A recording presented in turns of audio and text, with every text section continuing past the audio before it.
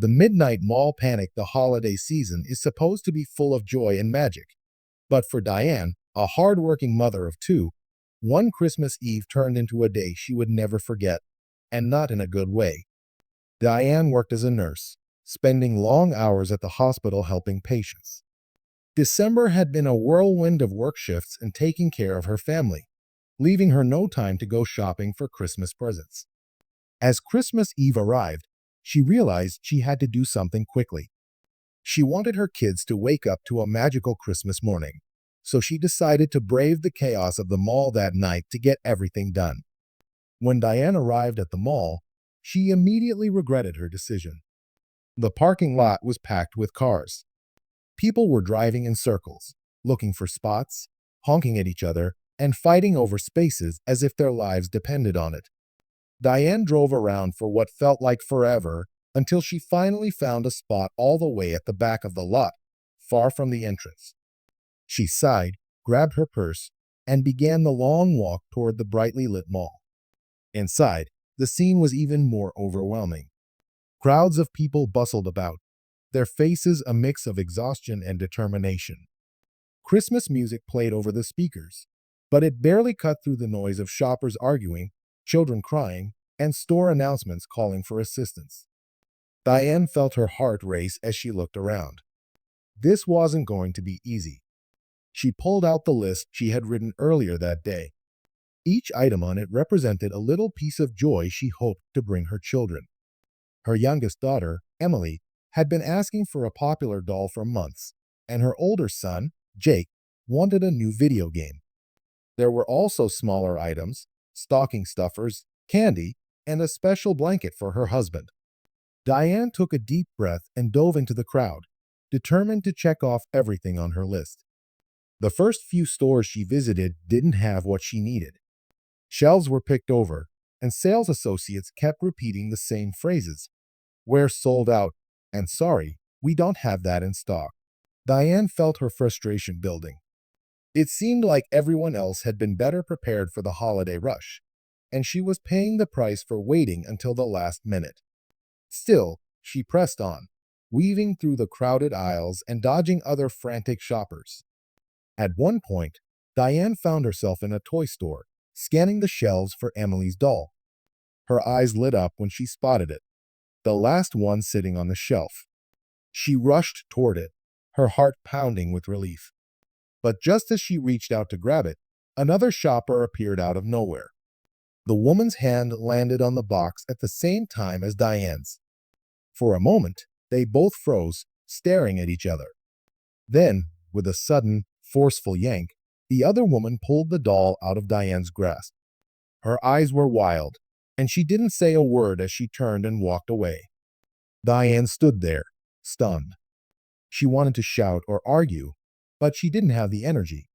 Instead, she muttered, "Merry Christmas," under her breath, her voice dripping with sarcasm. Feeling defeated, Diane moved on to the next store on her list. The hours ticked by as she searched for the items her family had asked for. Some things she found, but many were either sold out or ridiculously overpriced.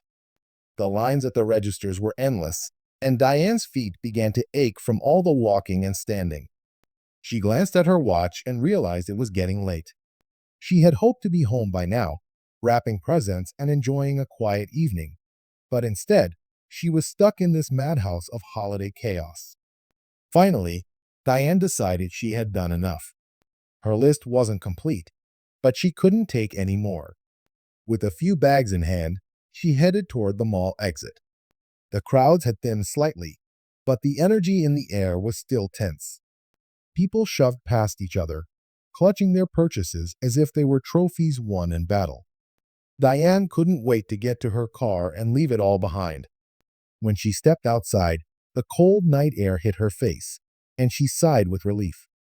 The parking lot was quieter now, with only a few cars scattered here and there. Diane walked briskly toward her car, eager to get home. But as she approached, something didn't feel right. Her footsteps slowed, and her heart sank when she saw the shattered glass on the ground. The passenger window of her car was broken, and the bags of gifts she had left inside were gone. For a moment, Diane just stood there, staring at the damage in disbelief. Then she noticed a piece of paper tucked under her windshield wiper. She grabbed it and unfolded it, her hands shaking. The note read, "Thanks for the presents." Tears welled up in Diane's eyes. She had spent hours fighting through the chaos of the mall, only to have her hard work stolen in an instant. She felt a mix of anger, sadness, and exhaustion. All she wanted was to make Christmas special for her kids, and now it felt like everything had fallen apart. Diane called the police, but there wasn't much they could do. The officer who came to the scene was sympathetic, but explained that car break-ins were common during the holiday season. Diane nodded numbly as he spoke, but her mind was elsewhere. She was already thinking about how she would explain this to her kids. When Diane finally got home, it was past midnight. The house was quiet, and her children were asleep. She sat down at the kitchen table, her head in her hands. After a few moments, she grabbed some paper and a pen and began writing IOU notes. For Emily, she promised to get her the doll she wanted as soon as possible. For Jake, she explained that his video game would come a little late. Diane tried to make the notes cheerful and lighthearted, but her heart ached as she wrote them. The next morning, Diane's children woke up excited, running to the Christmas tree to see what Santa had brought. When they found the IOU notes instead of wrapped gifts, they looked confused. Diane sat them down and explained what had happened. She told them about the trip to the mall, the missing gifts, and the note left by the thief. To her surprise, both Emily and Jake took the news well. They hugged their mom and told her it was okay. "Christmas isn't about presents anyway," Jake said, trying to cheer her up. Emily nodded in agreement, though Diane could see the disappointment in her eyes. The rest of the day was quiet and simple. They made pancakes for breakfast, watched Christmas movies, and played board games together. Diane tried to focus on the positives, reminding herself that her family was safe and healthy. But deep down, she couldn't shake the memory of that disastrous Christmas Eve. Over the years, Diane learned to prepare for the holidays earlier, making sure to avoid the last-minute rush. But every time Christmas rolled around, she couldn't help but think back to that chaotic night at the mall. It had been a hard lesson, but it taught her something important. The true magic of the season isn't in the gifts or the decorations. It's in the love and time shared with family. And that was something no one could ever take away from her. The Black Friday fight for Sarah. Black Friday was more than just a shopping day. It was a yearly tradition she shared with her sister, Emily. Every year, they would wake up before the sun rose, pour themselves cups of steaming coffee, and grab their carefully planned list of deals. They weren't just shopping, they were bonding. They'd laugh at the chaos around them, navigate through the crowded aisles, and somehow always manage to snag a few amazing bargains. It was a thrilling adventure they both looked forward to every November. But one year, things went very wrong. That particular Black Friday started like any other. Sarah and Emily were up before 4 a.m., full of excitement and energy. They had their game plan ready, their lists in hand, and a map of the stores they wanted to visit. One of the big-ticket items on their list that year was a heavily discounted flat-screen TV. It was a deal too good to pass up, and they were determined to get it. They arrived at the department store an hour before it opened, joining a massive crowd of eager shoppers waiting outside in the cold. As the clock ticked closer to the opening time, the crowd became restless. People were pushing and shoving, trying to position themselves closer to the doors. Sarah held Emily's hand tightly. "Stick close to me," she said. Emily nodded, her face a mix of excitement and nervousness. When the doors finally opened, it was like a dam breaking. The crowd surged forward all at once, flooding into the store. Sarah and Emily were swept up in the wave of people. For a few moments, they managed to stay together, but the chaos quickly became overwhelming. Bodies pressed against them from all sides, and despite Sarah's firm grip on Emily's hand, they were separated within seconds. Emily, Sarah shouted, but her voice was drowned out by the noise of the crowd. She turned in circles, trying to find her sister, but Emily was nowhere in sight. The wave of shoppers pushed her forward, deeper into the store. Sarah decided to focus on their mission. She figured Emily would head straight for the electronics section, so that's where she went. When she arrived, the scene was utter chaos. People were grabbing TVs, shouting at each other, and frantically loading items into their carts. Sarah spotted the stack of flat-screen TVs they were after and made her move. She dodged through the crowd, reached the pile, and managed to grab one of the last remaining boxes. Relieved, she turned to leave, but just as she did, a man grabbed the other end of the box. "I saw it first," he yelled, his face red with anger. Sarah tightened her grip. "No, you didn't," she shot back. "I was here first." The man didn't back down. Instead, he pulled harder, trying to yank the TV out of her hands. Sarah held on tightly, refusing to let go. The two of them engaged in a tug of war, both determined not to lose. Their struggle attracted the attention of other shoppers, and soon a small crowd had gathered around them, watching and shouting. Some people even started grabbing at the box themselves, trying to claim it as their own. The situation escalated quickly. Shouts turned into pushes, and Sarah found herself in the middle of a full-blown scuffle. Security guards finally arrived to break it up. They pulled the TV away from both Sarah and the man, declaring that neither of them would get it. Frustrated and empty-handed, Sarah stepped away, her heart pounding. She still hadn't found Emily. Meanwhile, Emily was having her own nightmare. After being separated from Sarah, she had made her way to the electronics section and managed to grab a high-demand gaming console. She was thrilled to have it, but her excitement was short-lived. Two women spotted the console in her cart and immediately confronted her. "Hey, that's the last one," one of them shouted. "You don't need it. Give it to us." Emily clutched the box tightly. "I got here first," she said firmly. "This is mine." The women didn't back down. They accused her of hoarding and called her names, their voices growing louder and more aggressive. One of them even tried to grab the console out of her cart. Emily panicked. She tightened her grip on the box and made a run for it, pushing her cart as fast as she could through the crowded aisles. But in her rush to escape, Emily tripped over a fallen shopping basket. She stumbled forward and fell hard, twisting her ankle in the process. The pain was immediate and intense. She tried to get up, but her ankle throbbed so badly that she couldn't put any weight on it. The gaming console was still in her arms, but she knew there was no way she could continue.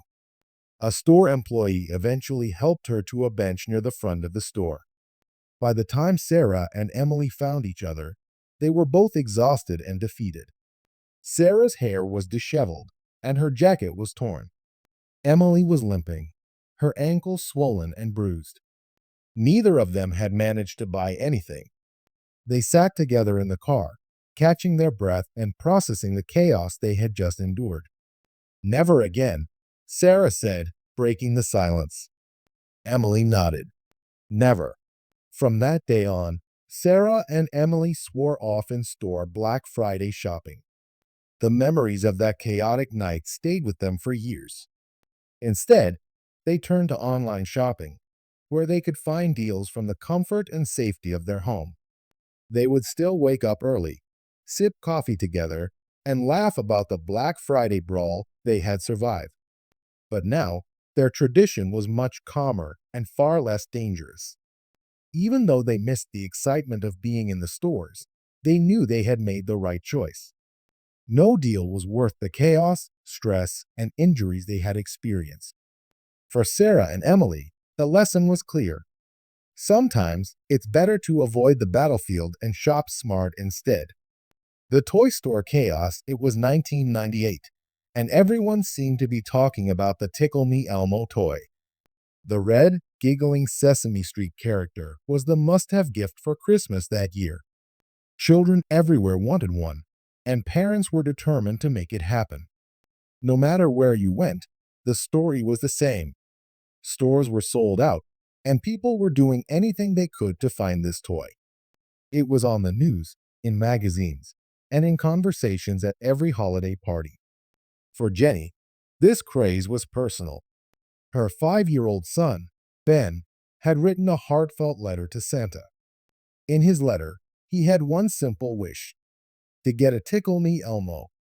Jenny had read the letter several times, and her heart melted every time she imagined Ben's little face lighting up on Christmas morning. She promised herself she would get that toy for him, no matter what it took. Jenny started her search in late November. She thought she had plenty of time. After all, Christmas was still weeks away. But her confidence quickly faded when she visited the first toy store.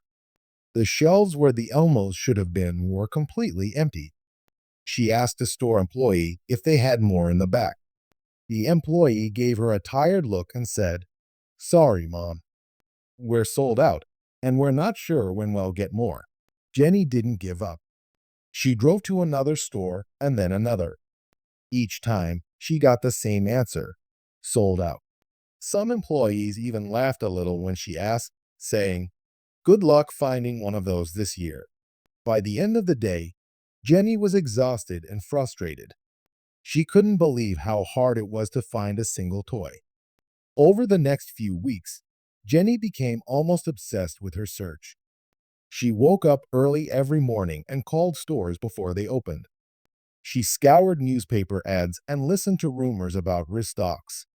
She even considered buying the toy from someone online, but the prices were outrageous. People were reselling the $30 toy for hundreds of dollars. Jenny simply couldn't afford that. One day, Jenny heard a tip from a friend. "I heard there's a shipment coming to the toy store downtown," her friend said, "but you'll have to get there early. People are camping out for these things." Jenny's heart raced with excitement and anxiety. This could be her chance. She decided she would do whatever it took to be there in time. The night before the rumored shipment, Jenny set her alarm for 4 a.m. She packed a thermos of coffee, bundled up in warm clothes, and drove to the store in the dark. When she arrived at 5 a.m., she was shocked by what she saw. A line of people wrapped around the building, some holding chairs and blankets. It was freezing cold, but everyone was willing to wait. Jenny sighed, but joined the end of the line. She sipped her coffee and tried to stay warm as the minutes ticked by. By the time the store opened at 6 a.m., the crowd had grown even larger. People were shuffling their feet, whispering, and craning their necks to see inside the store. When the doors finally opened, the crowd surged forward. Jenny felt the energy shift. People were no longer calm, but they were desperate. She pushed her way through the doors, her heart pounding. Inside, the scene was pure chaos. People were running in all directions, shouting and grabbing anything they could find. Jenny ran straight to the toy aisle, hoping she was fast enough. When she got there, she saw a shelf of Tickle Me Elmos. Her heart leaped with joy, but the shelf was emptying fast. She reached out and grabbed one, clutching it tightly to her chest. But just as Jenny turned to leave, she felt someone grab her arm. She spun around to see another woman glaring at her. "That's mine," the woman shouted, trying to pull the toy out of Jenny's hands. Jenny held on as tightly as she could. "I got it first," she yelled back. The two women struggled, pulling and tugging at the toy. Jenny couldn't believe this was happening. She had never been in a fight before, let alone over a toy. A crowd started to gather around them. People were shouting, some encouraging the fight, others laughing at the spectacle.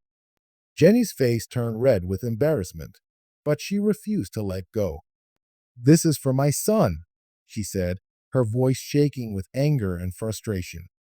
The struggle ended when a store employee stepped in. "Ladies, that's enough," he shouted. "If you don't stop, I'll have to call security." The other woman finally let go, and Jenny stumbled backward, clutching the toy. Her hands were shaking, her clothes were disheveled, and she had bruises forming on her arms. But she had won.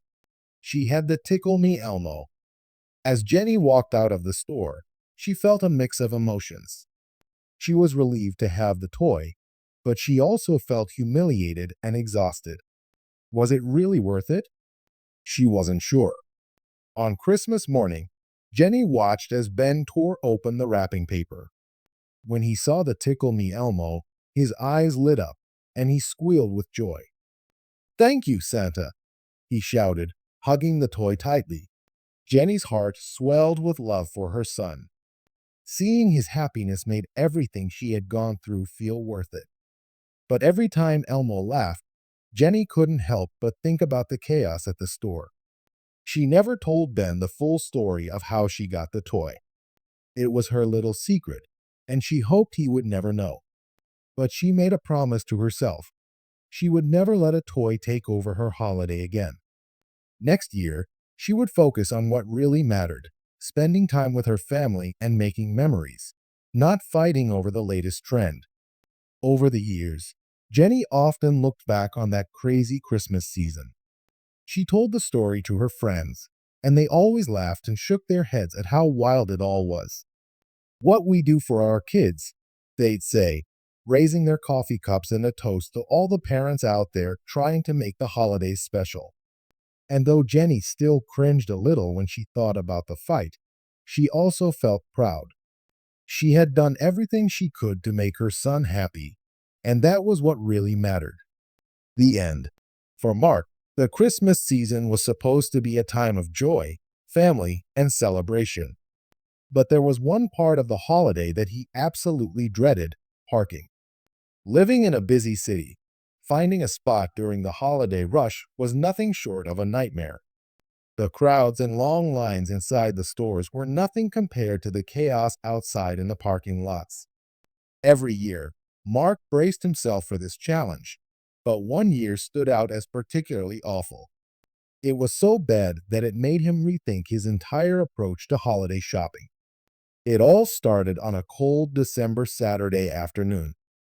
The city was bustling with shoppers, and Mark needed to buy gifts for his family. He decided to go to the biggest shopping mall in town, thinking it would have everything he needed in one place. But as soon as he arrived, he realized he had made a mistake. The parking lot was a sea of cars. People were driving in circles, hunting for spots like predators stalking prey. Mark took a deep breath and told himself to be patient. After all, it was the holidays. How bad could it really be? Mark entered the lot and joined the parade of cars weaving through the rows. He passed aisle after aisle, but every spot was taken. It felt like every car in the city had decided to come to this mall at the same time. Mark's frustration grew as he drove around for 10 minutes, then 20, and finally 30. He could feel his patience wearing thin. Just as he was about to give up and leave, he spotted a car pulling out of a space. His heart leaped with relief. He quickly drove toward the spot and positioned himself to pull in. He had been waiting for this moment for what felt like forever. But as he started to turn into the space, a sleek black car came speeding around the corner and slid into the spot right in front of him. Mark slammed on his brakes, stunned. He honked his horn and rolled down his window. "Hey, I was waiting for that spot," he shouted. The driver of the other car, an older man wearing a thick winter coat, stepped out and looked at Mark. He shrugged with a smug smile and said, "First come, first served." Without another word, the man turned and walked toward the mall entrance. Mark couldn't believe it. He sat in his car, gripping the steering wheel tightly, trying to calm down. He wanted to chase after the man and give him a piece of his mind, but he knew it wouldn't help. "Let it go," he muttered to himself. "It's just a parking spot." But deep down, he was fuming. Determined to move on, Mark resumed his search for a parking space. The minutes ticked by, and his frustration grew. Another 20 minutes passed before he finally found an open spot near the back of the lot. It wasn't ideal, but at this point, he didn't care. He parked his car and sighed with relief. As he gathered his things and stepped out, he noticed the same man from earlier walking back to his car. The man's arms were full of shopping bags, and he seemed to be in a hurry. Mark watched as the man fumbled with one of the bags. Suddenly, it slipped from his grasp, and its contents spilled onto the pavement. Boxes and wrapping paper tumbled everywhere. Mark felt a small, petty sense of satisfaction. Serves him right, he thought. But he quickly shook off the feeling. He didn't want to stoop to the same level of rudeness. He turned and headed into the mall, trying to focus on the task at hand, buying gifts for his family. Inside the mall, the chaos continued. The stores were packed, and the lines at the registers seemed endless. Mark weaved through the crowds, clutching his shopping list and doing his best to stay focused. He managed to find most of the items he needed, but the experience was exhausting. By the time he finished, his feet were sore, and he just wanted to go home. As he made his way back to the parking lot, Mark couldn't help but think about how much time he had wasted that day. He had spent nearly an hour just trying to park, not to mention the hours spent navigating the crowded mall. Next year, I'm doing all my shopping online, he muttered to himself. When Mark finally reached his car, he noticed something unusual. There was a small piece of paper tucked under his windshield wiper. At first, he thought it might be a flyer or advertisement, but as he got closer, he realized it was a handwritten note. His heart sank as he read the words. Nice car. Too bad about the flat tire. Mark's stomach dropped. He hurried to the back of his car and saw that one of his rear tires was completely flat. He crouched down to inspect it and noticed a sharp object embedded in the rubber. Whether it was an accident or someone had done it on purpose, he couldn't tell. But he couldn't shake the feeling that it might have been the man from earlier. Mark groaned in frustration. He had no choice but to call for roadside assistance. He dialed the number and explained the situation to the operator, who assured him that help was on the way. Then he settled into his car to wait. The minutes dragged on, and the cold seeped into the car, making the situation even more miserable. Mark checked his watch and realized he was going to miss his family's holiday dinner. He felt a wave of disappointment wash over him. This was not how he had planned to spend his evening. As he sat there, Mark thought about everything that had happened that day. From the stolen parking spot to the flat tire, it felt like the universe was working against him. But he also realized that his own frustration and impatience had made the day even worse. He decided then and there that he wouldn't let something like this ruin his holiday spirit in the future. When the roadside assistance truck finally arrived, the technician quickly replaced the flat tire with a spare. Mark thanked him and drove home, exhausted but relieved to be done with the day. As he pulled into his driveway, he made a mental note to start his holiday shopping earlier next year, or better yet, to do it all online. From that day on, Mark avoided busy shopping malls during the holidays. He embraced the convenience of online shopping and found that it saved him time, stress, and frustration. While he still enjoyed the festive atmosphere of the season, he was happy to leave the parking lot nightmares behind. The credit card nightmare Melissa loved giving gifts. It was her way of showing people how much she cared about them. Christmas was her favorite time of the year because it gave her the perfect excuse to spoil her friends and family with thoughtful presents. She would start her holiday shopping early, carefully picking out items she knew each person would love. It brought her joy to imagine their faces lighting up as they unwrapped their gifts. One year, Melissa decided to go all out. She wanted this Christmas to be extra special, so she set a bigger budget for gifts than she ever had before. Since she didn't have all the money saved up, she decided to use her credit card for most of her purchases. It seemed like a good idea at the time. She planned to pay it off in small amounts over the next few months. By the middle of December, Melissa had bought everything on her list.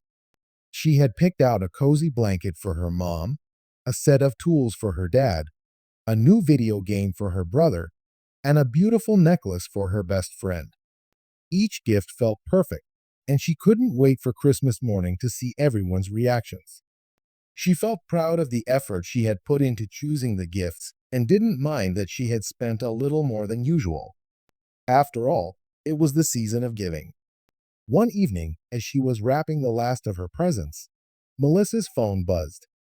It was a call from her bank. She didn't think much of it at first, assuming it was just a routine notification. But when she answered, the tone of the representative's voice immediately put her on edge. "Hi, Melissa. This is John from your bank. We've noticed some unusual activity on your credit card account. Can I ask you a few questions?" he said. Melissa's heart started to race. "Sure," she replied, trying to sound calm. "Did you make a purchase for $2,000 at a jewelry store in New York earlier today?" John asked. Melissa's stomach dropped. She lived in California and hadn't been anywhere near New York. "No, that wasn't me," she said firmly. John's voice was serious as he explained what had happened. Someone had stolen Melissa's credit card information and was using it to make extravagant purchases. In addition to the jewelry store charge, there were transactions at high-end clothing stores and even a luxury hotel. Altogether, the thief had spent thousands of dollars in just a few days.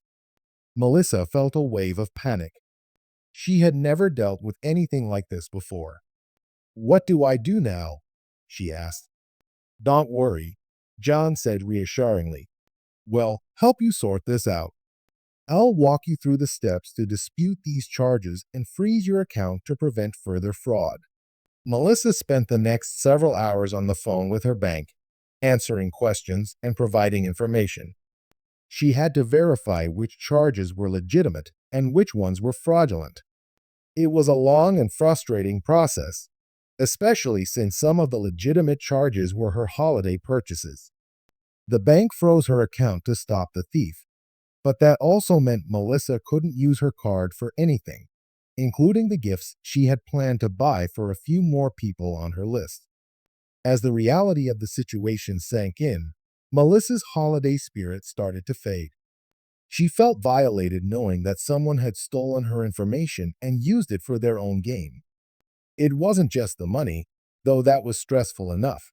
It was the feeling of being taken advantage of that hurt the most. She had worked hard to make this Christmas special, and now everything was falling apart. To make matters worse, some of the fraudulent charges caused her legitimate purchases to be declined. This meant that some of the gifts she had ordered online were canceled, and she had to start over. Melissa found herself calling stores, explaining the situation, and trying to reorder items. But with Christmas just around the corner, many of the items she wanted were already sold out. Melissa had to sit down with her family and explain what had happened. She felt embarrassed and upset as she told them that their gifts would be delayed. Her parents and brother were understanding, of course.